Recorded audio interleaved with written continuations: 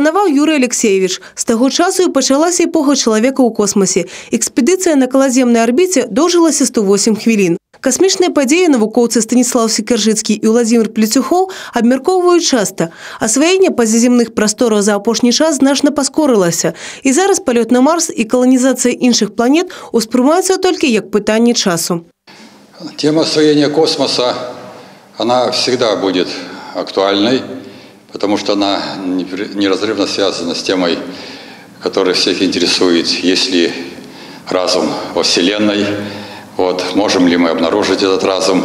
Может быть, какое-нибудь событие перевернет наше представление. Событие связано с тем, что мы получим какие-то сигналы из космоса, которые перевернут наше представление.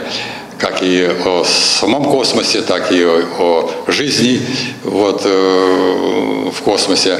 Выкладчыкі кажуць, навука і практыка ў наш час канстанты, якія непарыўна звязаны і разам рухаюць прагрэс. Станіслав Станіславович жартуе, што хоць і не касманаўт, а дачыненне да космосу таксама мае.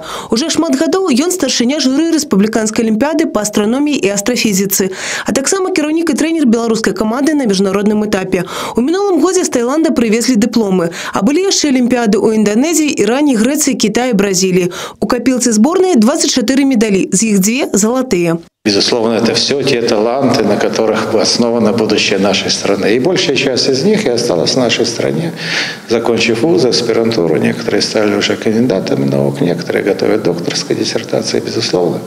Они будут определять, в том числе, какие участники олимпиад по физике, математике, то, что называется нашим научным достоянием будущего. А космос просто надо на русский язык перевести. Космос, перевод на русский язык, это все. Цікавасць да вывучэння сусвету і касмічных прастораў выхоўвае сваіх студэнтаў не толькі на парах. Разам сочаць за астранамічнымі падзеямі, арганізуюць науковыя флешмобы. Изучение космоса – это любопытно, это какое-то движение для человечества вперед. И в 1961 году сделали первый шаг. Сейчас это все актуально, все больше спутников запускается. Когда-то были первооткрыватели материков, когда-то в соседние земли ходили, а сейчас уже хотят на соседние планеты.